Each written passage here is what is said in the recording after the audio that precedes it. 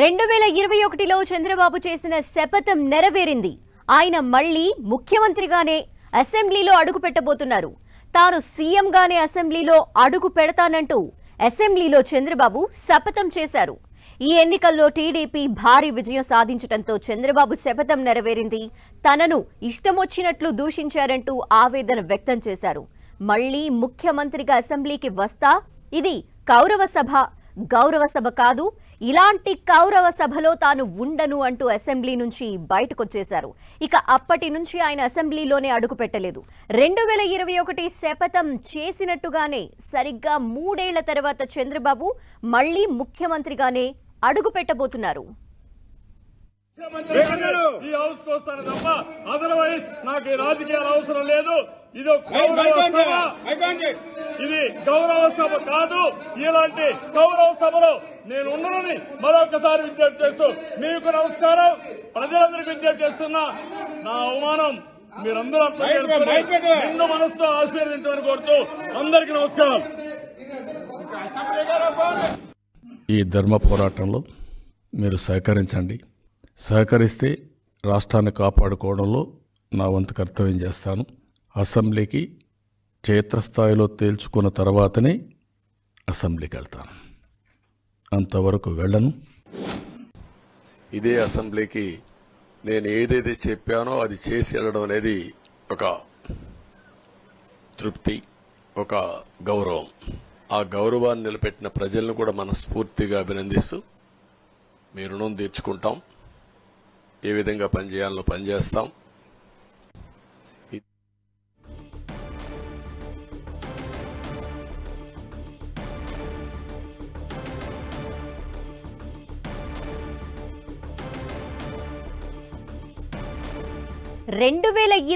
లో చంద్రబాబు శపథం చేశారు. ఈ నేపథ్యంలో ఆ శపథాన్ని అలాగే తన గౌరవాన్ని నిలబెడుతూ అఖండ విజయాన్ని సాధించటంలో ప్రజలంతా తనకు ఓటు వేసి గెలిపించారు. ఈ నేపథ్యంలో వారందరికీ కూడా శుభాకాంక్షలు అలాగే ధన్యవాదాలు తెలియజేశారు.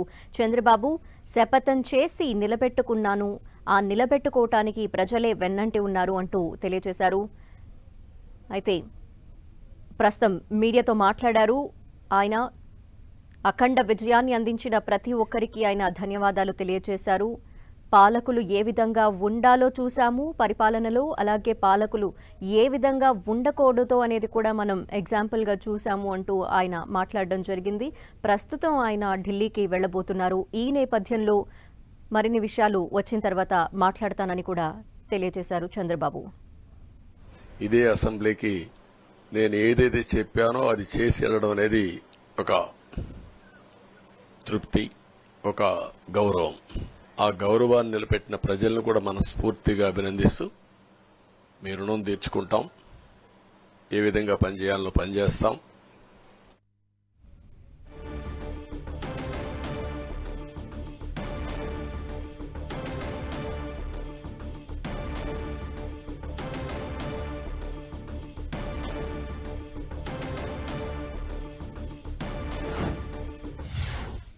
ముఖ్యమంత్రి ఈ హౌస్ కు వస్తాను తప్ప అదర్వైజ్ నాకు ఈ రాజకీయాలు అవసరం లేదు.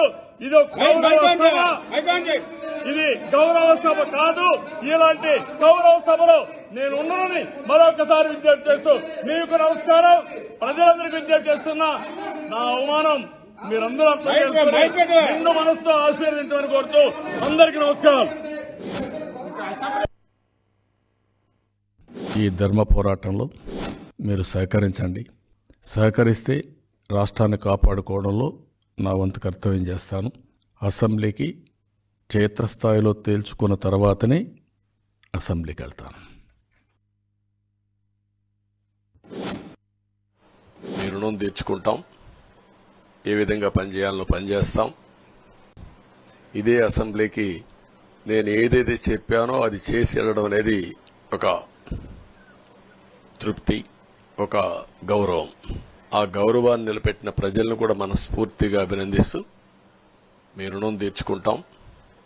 ఏ విధంగా పనిచేయాలో పనిచేస్తాం.